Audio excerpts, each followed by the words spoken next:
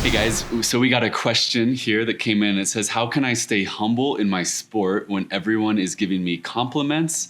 And how can I prevent getting cocky? And I think this is a really good question to think through, especially as believers, as we participate in sports and competition and all of that. I myself love sports. I love to play softball these days. Earlier in my life, I played high school and college baseball, and so I really get and understand the competitive nature of wanting to succeed and do well in those type of things.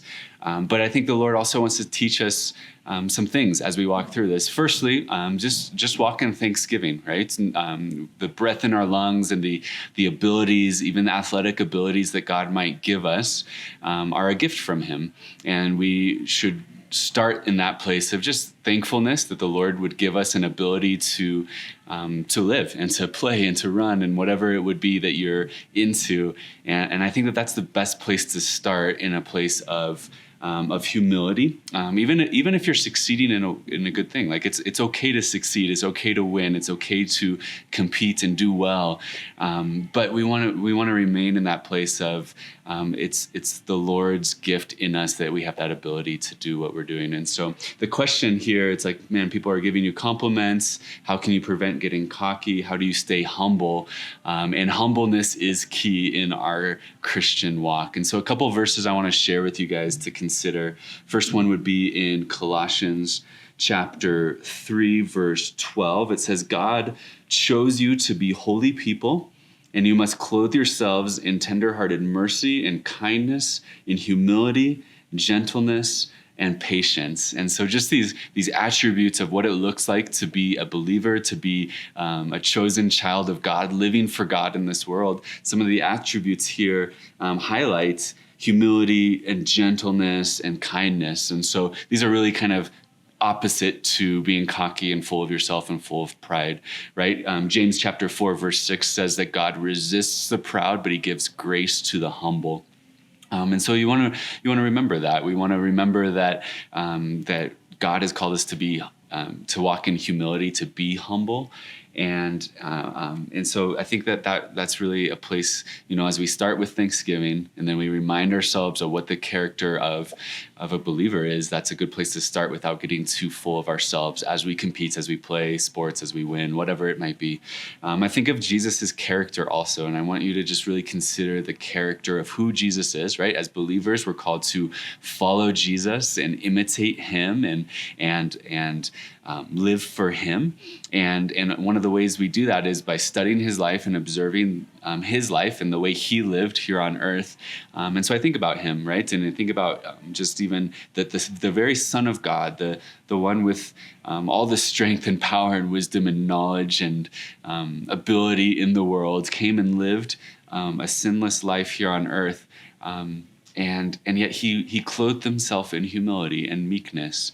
And there's just this picture of like meekness and humility is not a place of weakness. And in fact, it's a place of strength, that he would, restrain himself from puffing himself up. And so think about that. Even just as Jesus went to the cross, He had the full ability to conquer everyone around Him and just proclaim His greatness and His victory over sin and death, like in that moment. But instead He chose the meek and the humble way to go all the way to the cross to pay that death.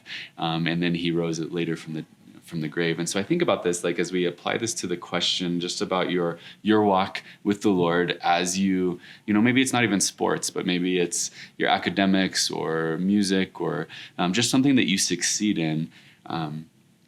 Do it well. Colossians tells us to do everything as unto the Lord and not for men. So you want to put your full effort into it. You don't want to feel guilty for being good at something. Like, go for it and be good at it. But then remembering that it's like, hey, like we want to just walk in that place of humility. And I love this verse in Colossians. I'll read it again. And I want you to apply this to your life. It says, since God chose you to be the holy people that He loves, you must clothe yourself, right? And so He uses this idea to clothe yourself, to put on, to cover yourself with the mercy, the kindness, the humility, the gentleness, the patience, right? And so as you go forward, in whatever you're doing, do it as unto the Lord. but clothe yourself in this humility. And so the final piece to this question is really just like, people are giving you compliments. How do you not get cocky in that? And this is how I would do it. I would direct those compliments back to the Lord. If someone comes up to you and compliments you on something that you've achieved or something that you've done, you can take that. You can be grateful for that, but then you direct it back to the Lord of, hey, the Lord gave me this gift. It's, the Lord has given me this ability, and using in that. Final thing about this, not just to get cocky, but the final thing, how to not be cocky, is to remember there's seasons of everything, right? I succeeded, just looking at my own life, I succeeded pretty well in baseball through high school and college, and it was a season, and it was good. And that came to a realization that there were people who are still better than me. There were people who succeeded much better than I did and continued on with those things. And I'm thankful the Lord gave me a season of success in sports, but also things come and go. Our health comes and goes, and our talents come and go.